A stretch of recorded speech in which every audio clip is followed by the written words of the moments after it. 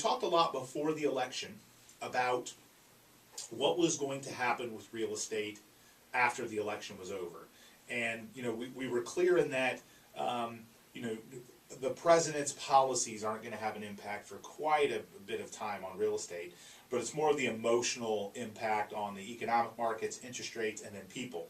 A lot of people were waiting until after the election to act, in other words, to buy or to sell. And the financial markets also responded with increasing interest rates by about a half point in a lot of the indexes. So not only have prices been rising this year, but now interest rates are rising too. So there's really not been a better time to act. If you've been someone who's been sitting on the fence, whether it's a seller or a buyer, this is not the year to sit out the holidays. In a lot of years past, we would say, oh, let's wait to put your house on the market until January or February.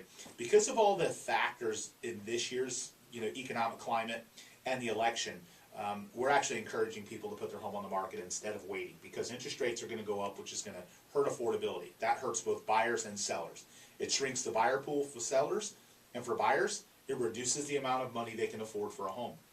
A lot of home buyers are jumping off the fence now. The last week at our company, we've seen a flurry of homes going under contract and offers that is abnormal compared to this close to Thanksgiving in years past. And I think the rising interest rates, as well as the kind of relief from people that this election is over and that the economy didn't collapse, has motivated people to get off the fence. They see prices rising and rates rising, so they know they now need to start acting. For a long time, with interest rates staying where they were or dropping, it almost demotivated buyers because they kept thinking that rates would just keep going lower and lower and make it even more affordable for them. Why should they act? Well, now that we've started to see that trend of an upward spike, a lot of people are going to jump off the fence. And home sellers that would normally wait until January or February or March to preface the spring market are now being encouraged to put the home on the market now because of that rise in rates and that continual push to possibly keep them rising. By the time February rolls around, the buying power could be shrunk. Some of that energy could be gone. But housing getting more expensive after the election isn't such a bad thing because, again, we've had a lot of economic things keep rates down, and at some point they had to go up. And the short-term benefit is that it'll motivate home buyers, and it should really be motivating home sellers. So if you're someone that's been sitting on the fence waiting to sell your home and thinking you're going to wait until the spring or the summer, please give us a call. Check us out at theduncanduo.com. Give us a call and we can analyze your specific situation. But the reality is, it's very likely that you should look at putting it on the market now instead of waiting because of those factors. You've got a surge of buyers that have been sitting on the fence for 3 or 4 months during one of the most divisive and contentious elections that we've had, and it caused a lot of fear for people. Not necessarily because of any policies that the president is going to enact that's going to affect housing, initially.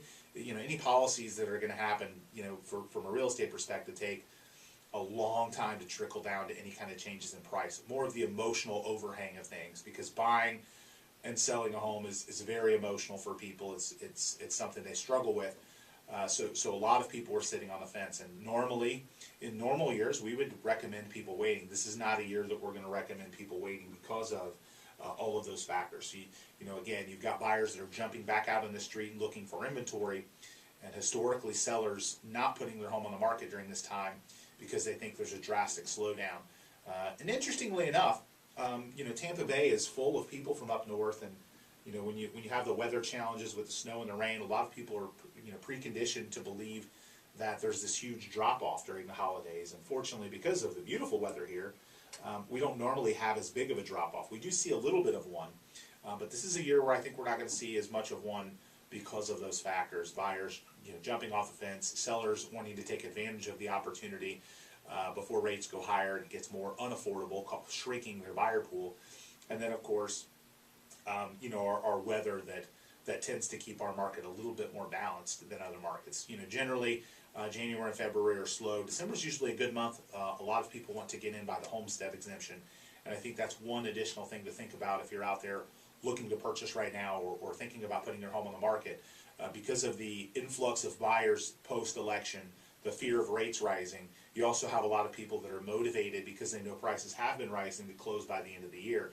Interestingly enough, if you're a homestead exemption, You know, if you're someone that's going to occupy the property, if you close by the end of the year, your homestead exemption is locked in a year earlier, and your assessment values, you know, can be impacted as well because, you know, prices go up.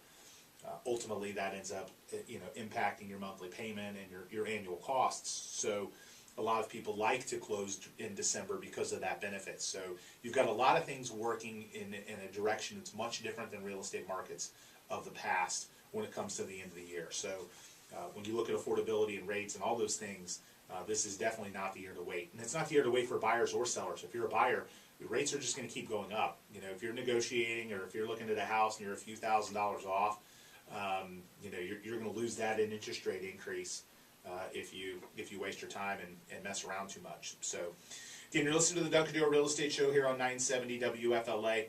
We're going to be back after the break. We're going to talk about, we got a couple of featured properties and some open houses to talk about, as well as some other real estate related news after a quick break here on 970 WFLA.